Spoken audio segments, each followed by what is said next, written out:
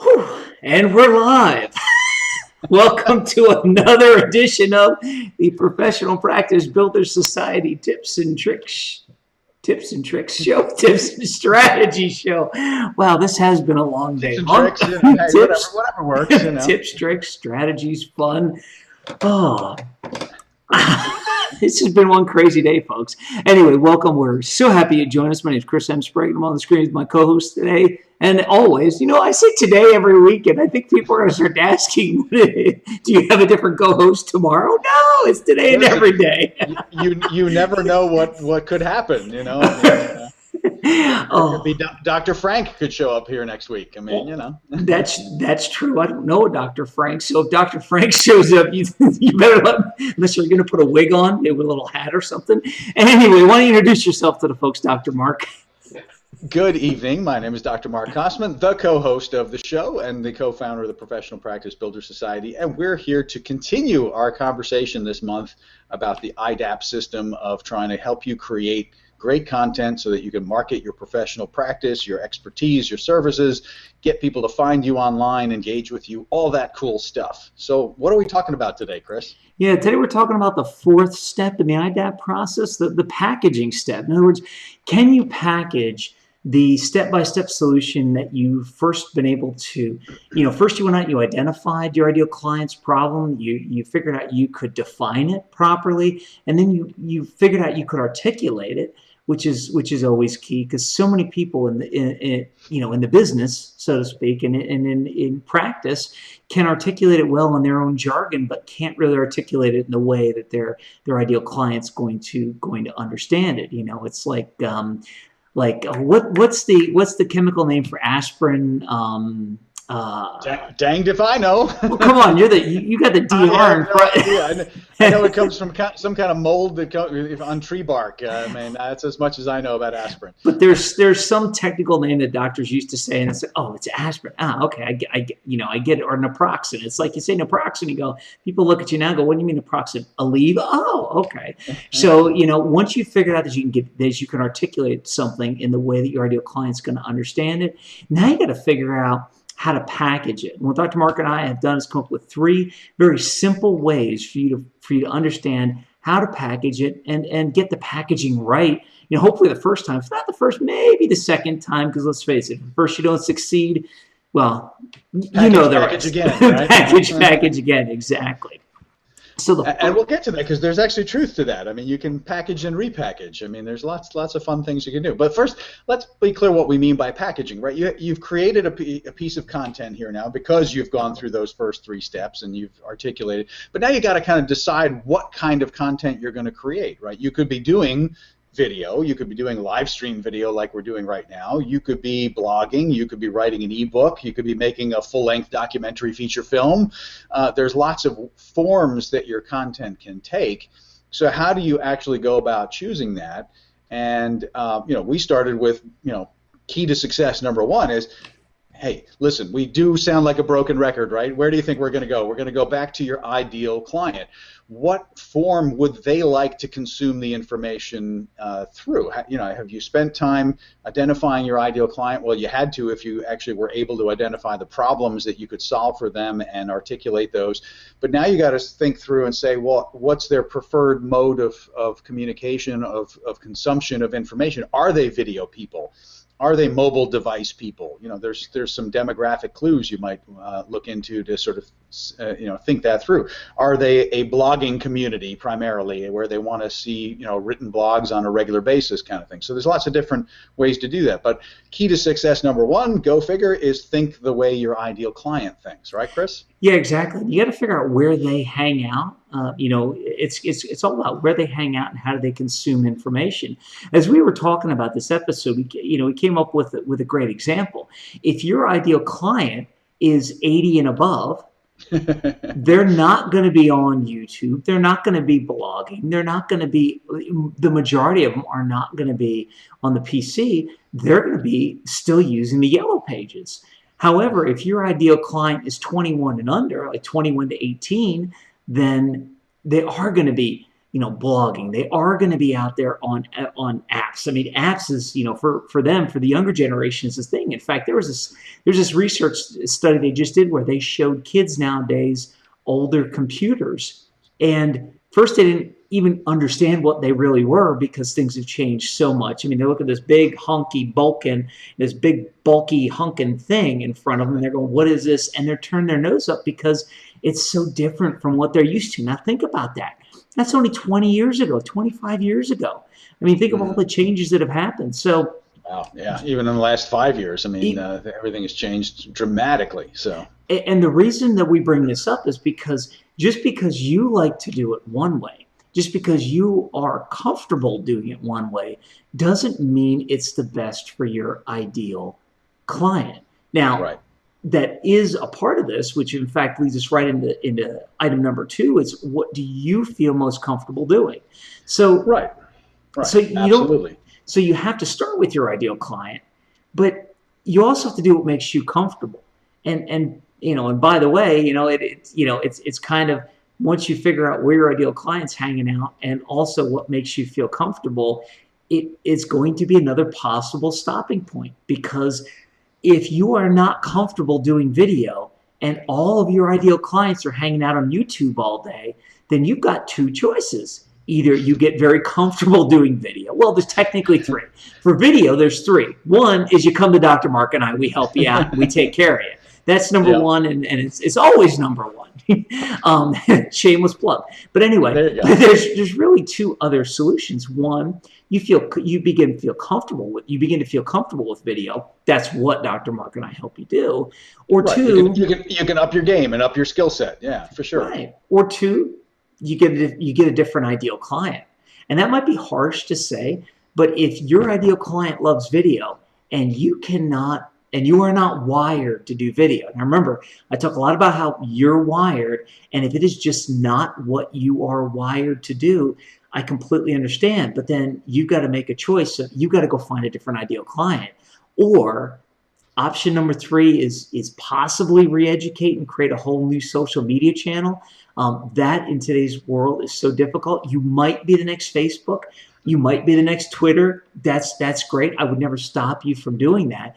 But the reality ends up being that for the majority of you listening to me right now, you're going to have 2 options. Either once you figure out what you're comfortable with, if you're not comfortable with doing what your ideal client wants, then you've got to up your game and become comfortable. Or if you're not wired, you got to look for a different ideal client. Right, Dr. Mark? Absolutely. And the thing is, I mean, start with what you're already comfortable with. I mean, if you're somebody who writes well and is comfortable writing, great. Then that's a great place to start. Again, I say start, but I mean start the actual creation of the content after starting by spending some time thinking about your ideal client. Because as we're going to talk about in Key to Success number 3, which is that you can always convert one form of content into another after the fact. But don't try to start forcing yourself to do something that's not your core competency. I mean, if you've never done video before, or if you've done video before and you don't like it, or it's not your strong suit, then start where your comfort is. Because I mean, get the content down first, get it out of your mind and your heart essentially, and get it into some form. So that's why I was sort of joking, packaging and repackaging, because you can repackage after the fact into another form. But you can't repackage if you haven't first gotten it out of your system or gotten it into at least some kind of rough draft form, right? So if you're a writer, write first. If you prefer, just speaking, turn on the recorder, get a nice high quality audio recorder and just kind of speak your content into that recorder. Doesn't really matter what form you start in, because ultimately you're going to get it into the form that your ideal client wants it to be. I got to tell you, I mean, the reason I'm so passionate about video is completely by accident. I didn't start out doing video. I have no formal training in video other than the training I've given myself over the last 6 years. But I didn't go to school for video. I learned it all because I learned to love it.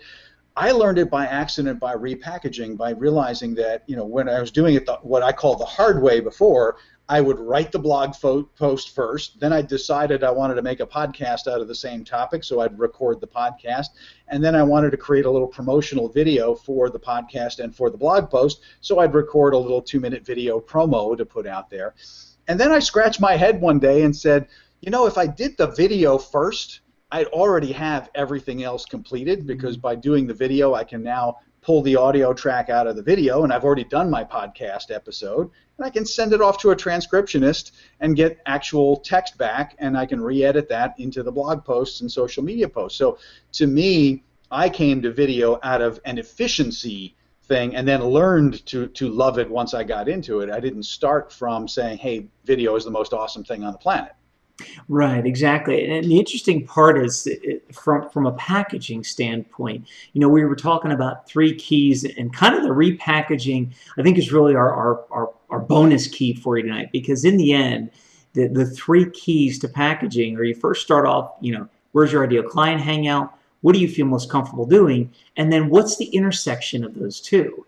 Right. Because it doesn't, in other words, if your client is video focused, it doesn't have to be creating a television commercial. It might be creating you might start off creating, 6-second vines or something. I think it's like 6 seconds. Exactly. So 6 seconds, the whole point is, you might start off creating 6-second vines as memes, as inspirational memes. So you go out, you create 6 seconds, boom, you get it out, and you're starting to reach your ideal client. But I love what you just said, Mark, about start where you are. It's interesting, because when I wrote my book, The Secret Blueprint to More, I tell a very funny story when I'm in a live audience of how I started that book. And I started that book. I started writing that book in the way every great author in the entire world starts writing a great novel and a book in Microsoft PowerPoint. So you PowerPointed a book. That's impressive. Yeah, that was actually how it started. But here was the thing of it: Microsoft PowerPoint. That's what you were comfortable with. Well, and it was even more than that. What it was Microsoft PowerPoint had this background that looked like an old piece of parchment, and the minute my brain saw that, it opened up, and the words just basically started coming right out. So so when you look at this, when you start off saying, where's my ideal client hang out? What am I most comfortable with? And what is the intersection between the two? When you find that intersection, it's starting. You start from where you're at and start as close as you can. And maybe intersection is a little bit of a different word, but I'll put it to you differently. Start as close as you can to your ideal clients, where your ideal client hangs out.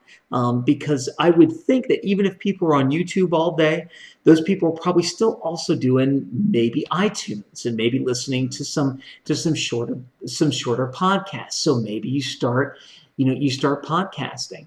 But Mark, what you had said about the packaging and repackaging, I know part of it, when I think of it, I kind of get a little afraid, because I hate redoing work. I hate redoing work. Absolutely, and that what I would say to that is that there's absolutely no reason on this planet why we should all be good at everything, and there's no reason that you have to do the repackaging. I mean, I outsource certain things. I want to create the content the first time. I'm not a big fan of outsourcing the creation of content, because to me, essentially, that means somebody's either pretending to be me, and odds are they're going to get it wrong. So just my 2 cents.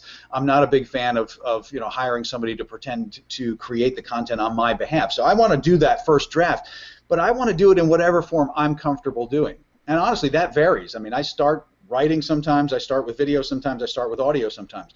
But once you've got it down, you can hand that off to somebody else and say, great, you know what, I don't want to learn how to do video. I've written the copy. I'm going to hand it off to a video person and say, hey, can you come up with some ideas for me to make this into a video format, or in any other direction? You get my drift, right? Yep, exactly. We've got about a minute left before we bring our special guest for the week on. So we'll try and kind of wrap this piece up. One, reiterating, start where your ideal client is. Figure out where they're at. Then figure out what you're most comfortable at. And then figure out what the intersection between the two is. And I want to add one thing. There's a reason why we focus on your ideal client first. Because once you start mentally, emotionally, psychologically focusing on your ideal client, it's going to start oozing out of you that you are focused on them. And when you meet them, you won't have to pretend to be focused on them. You won't have to pretend to be listening to them. They will be able to tell that you really are focused on them. So everything that we recommend you do, always starts with your ideal client Mm-hmm. until it becomes so ingrained in you that your ideal client is the first thing you think of, that when you hear us say it, you start going, I know, my client's first, my client's first. And believe me, and I'm going to speak directly to all, especially you professional practice builders, especially like doctors, lawyers, dentists, healthcare professionals. I get it. Because of the profession you're in, you already feel you're always taking the patient first. The problem is when it comes to marketing and when it comes to business building, we've been told that we have to take ourselves first. Because whenever you hear somebody talk about building a business, it's always focused on you first. And we're here to tell you, you got to switch that. And you got to make sure 100% of your thought is focused on your clients, because Zig Ziglar once said, you focus on people and you help them get what they want, they're going to help you get what you want. So if you focus on other people first and you do it in the right way, things are going to come back to you. Before we bring on our special guest, any last words on the first part of our segment tonight, Dr. Mark? No, just here's my segue to the second part of tonight's episode, which is that, again, we're talking about meeting your ideal client where they're at. Well, where's the biggest hangout spot on the internet besides the internet itself?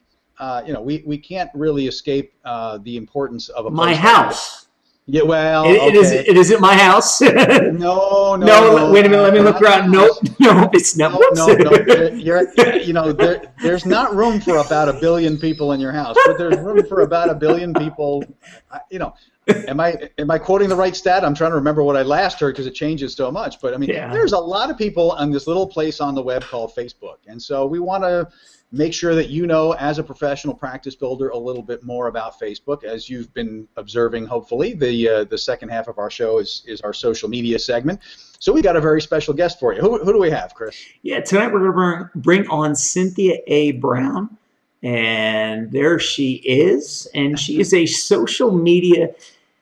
Oh, excuse me, I take a breath. I haven't breathed in about 25 minutes. So a social media and communications expert. Her website is yoursocialmedialady.com. As people go, why did he just sit up? Well, the camera's right in front of the screen, so I couldn't read it, and my memory's terrible. And I just try to make people laugh. Anyway, welcome, Cynthia. Thank you for joining us tonight. And you're going to tell us a lot about Facebook and give us some tips and tricks and help other professional practice builders use Facebook better, right? Exactly. Good evening, Chris, Dr. Mark. How are you both? Doing well. Glad to have you here, Cynthia. Thank you. I'm so happy to be with you and sharing a little bit about Facebook. And Dr. Mark, you were correct. It is one of the biggest hangout spots for folks. And really what's become the norm, and it even piggybacks on what you were talking about in your earlier segment when you were mentioning about the elder population and the demographics. Right. Really, that is one of the largest trending growth of users of Facebook are those baby boomers. Right. That's why the youth are fleeing, right? Because their parents have showed up. Their grandparents have showed up. Grandparents. And why that's happening so much is the technology that we have in hand. Smartphones are becoming just a part of our reality. Very rarely will you find that you're able to get an analog phone or even a flip cell phone. It's a smartphone. And those smartphones are coming with your social media apps already there. Mm-hmm. So you will find that it's now just second nature to go ahead and create that Facebook profile, even without even realizing what Facebook is all about or why. And then you're finding that there's a demographic that will be on the platform because they want to stay engaged with their family. So it is very easy to reach your target ideal client, as well as what may be not your primary, but they'll have access to your information. And that's the benefit of a platform like Facebook, because it really does reinforce that authenticity to what your brand is. I mean, there is an expectation that if you're a brand, if you're a business, if there's a service that you're offering, that you're on Facebook. Now, for those that might not be aware, when you have a certain number of likes or followers to your Facebook page, not all of those followers are going to see every piece of content that you have. In fact, Facebook is now structured where they're looking for you to pay to have those pieces of content put into your your community's newsfeed on a more regular basis. So Cynthia, can I tell you the rude awakening that I discovered one time about the stats on that at least for my little experiment? I had never actually paid to promote anything on either my profile or my page, and I decided just to do it one day for the heck of it, just to kind of see it. And I didn't realize that when you pay to promote a post, you actually get stats back from Facebook. And what I got back was very revealing, because it turned out, according to the stats, that 96% of the people who saw the information I posted only saw it because I paid for it, and the other, and basically worked out to almost 5% were the only, so only 5% organically were seeing what I was posting anymore. I was like, are you kidding me? Wow, that was eye-opening. Is that normal? I mean, do you know? It is the reality of what is going on with Facebook right now. In that a very small percentage of your community population will organically just see what you have. But what you still, the benefit of having your Facebook page, and it is a page and not a profile, and that's something different that we can. Right, and I got a question for you about that there, but finish your thought, and then I want to highlight something about that. Yeah. Is that because your ideal client or even other folks are used to Facebook as a tool, it's now even become a search engine in and of itself. When they want to seek out information, this may be the first place that they do look. And so you want to be there, and you want to have some relevant content that when folks are searching for you, they will find you.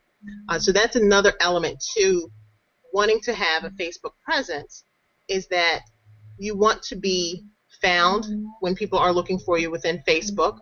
And then there are opportunities for you to just show up in general Google searches as well if you have a strong Facebook page presence with nice content, video, images, and then there are different things that you can do to initiate and manufacture, if you will, some engagement with your community. Okay. So what was the question you had, Dr. Martin? Well, one of the things I run into a lot when I talk, especially to other professional people, especially certain professions that tend to be a little more on the conservative side, one of the pieces of feedback I constantly get from people is, hey, I don't feel like Facebook is the right place for me. It doesn't feel professional to me. And I think a lot of people who feel that way haven't really explored in any kind of depth. So I think it would be really helpful for you to make that distinction as clear as possible between a page and a profile, and the difference between them in terms of this feeling of being professional versus, I don't want my clients seeing my pictures of my party this weekend when I had some friends over, Right, exactly. So your starting point within Facebook is your profile. So as an individual, you are going onto Facebook, you're setting up an account, and you are creating your profile. And that would be Mark Kosman, and you went to this school, and you have these hobbies, and these are your friends. You are essentially inviting these folks into your living room. That's how you can think about Facebook. It's the friends and family that you invite into your living room. You're sharing pictures, books you like, movies, telling jokes and stories. Right. Now, you have a business, a practice. From there, you are creating a page. Right. And you can then define that page as a service, as an organization, as a product, service, brand, as an actor or a personality. For example, an Oprah or a Dr. Phil, they would have a page, and it would be as a personality. Now, when you are creating content, posting statuses, videos, images, you have separation between that profile and your page. Right. You are then posting as that page, and you have the flexibility to also share with your personal community what information you want from that page. So right, I can go to my privacy settings and choose, especially on for those professionals that I'm talking to who are nervous about doing this. So the reassurance is on your personal side. I can set, if I wanted to, I could set the maximum security settings on that profile. So when I post my embarrassing pictures of the party at my brother-in-law's house that I don't want my clients to know about, I don't have to, as long as I set those privacy settings, I can do that. and it doesn't show up on my page, right? It doesn't automatically leak over to my professional page. Correct. And even outside of the privacy settings, those privacy settings are even more so from just someone doing a general search and seeing what would come up if it was a public profile.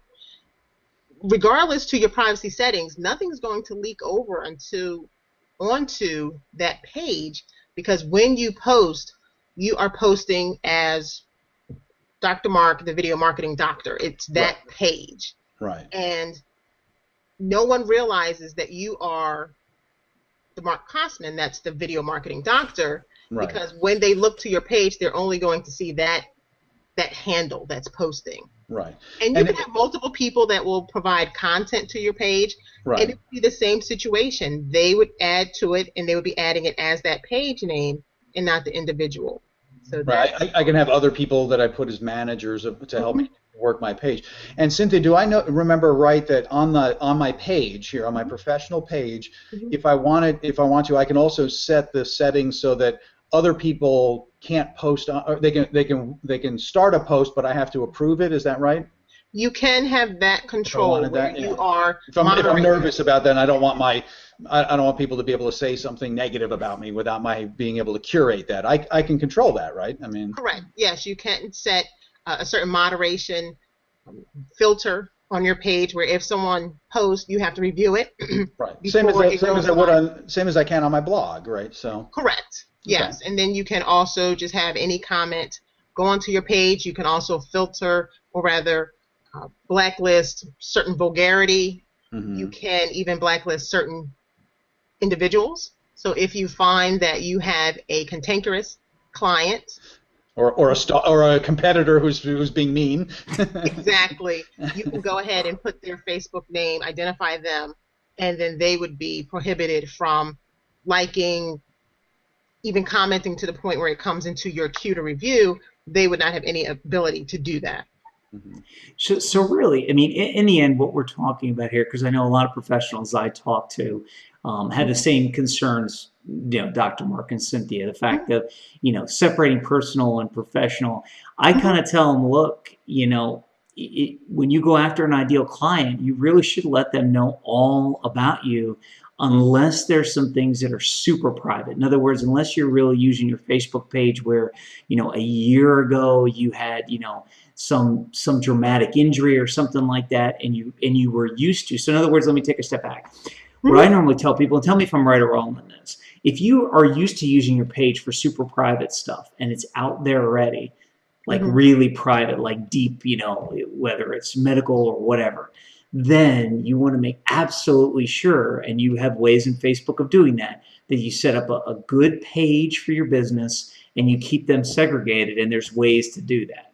But if you're not, like if you're just getting into the Facebook game, or you've never really used it for anything deep, dark, and personal, then it's not a bad thing to let your ideal clients see your personal Facebook page and your business, because it lets them get to know you more. What do you think about that, Cynthia?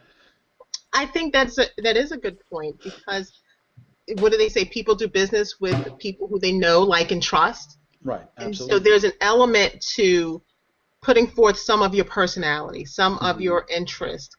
You may find that your product, your service offering is on par with somebody else. The pricing may be on par, but it's you. It's maybe a shared commonality. Absolutely. That they find that you have an interest, or you enjoy going to the Adirondacks. Exactly.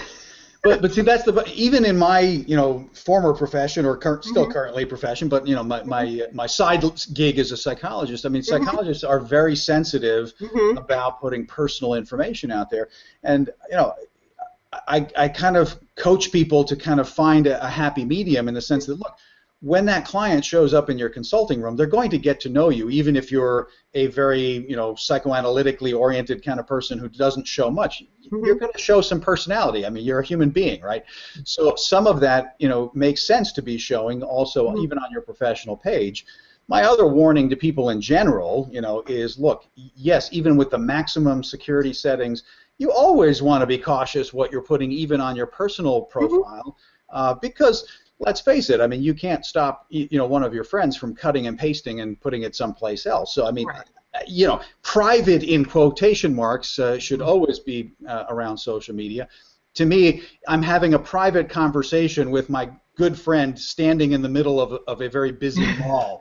Okay, people could overhear my conversation. Yes, it's private, but let's be real. The internet is not private, even with maximum privacy settings. So that said, you got to find your comfort zone depending on the kind of profession you have and so forth. So I know we're bumping up pretty soon on our time limit here, so we got to kind of wrap up, right? Well, yeah, and I was going to say, so Cynthia, we got about a minute left for you. Why don't you give folks we've got your, just to let you know, we do have your website address below your name, and it's yours. Okay. I did a copy and paste, yoursocialmedialady.com, so that is below on the screen. If you had 1 minute to give people the biggest and best tip about Facebook you could, what would that be? It would be to get started on Facebook, create a custom URL for your Facebook page, do that, and then as you initially get your first, I believe it's 30 likes, you will start to get some of the statistics. So get started. That would be one of the first things I would tell people. Just get started. It's a free investment. Yes, it is your time, but there's content that you may already be creating, whether it's blogging, video, podcasts, and different things. You can take that and share those pieces of information onto your Facebook page and just start the process. Just start the engagement so that your community can find you and have a way to easily then share with other people, because again, Facebook is now becoming so ingrained in their existence with the smartphone being in hand. It's an app that's on the phone. Folks are setting up accounts day after day after day. I think Facebook is maybe the 4th largest country if we looked at it worldwide. Yeah, it's true. So to get started and then see how you can utilize some productivity tools to help you and things like that, which I'd love to talk about. And obviously, if people want some help, they can get in touch with you, Cynthia, right?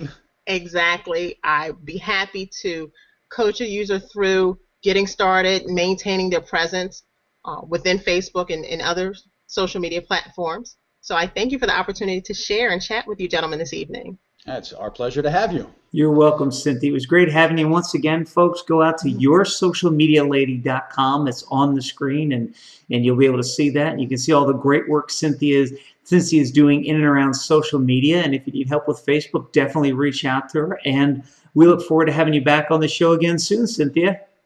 Absolutely. Thank you so much, Chris. Appreciate it. Thank you, Dr. Hart. And obviously, folks, don't forget to come over to ppbsociety.com if you like this kind of information and are getting great value out of Cynthia's information as well as what we're talking about here. And subscribe so you don't miss out.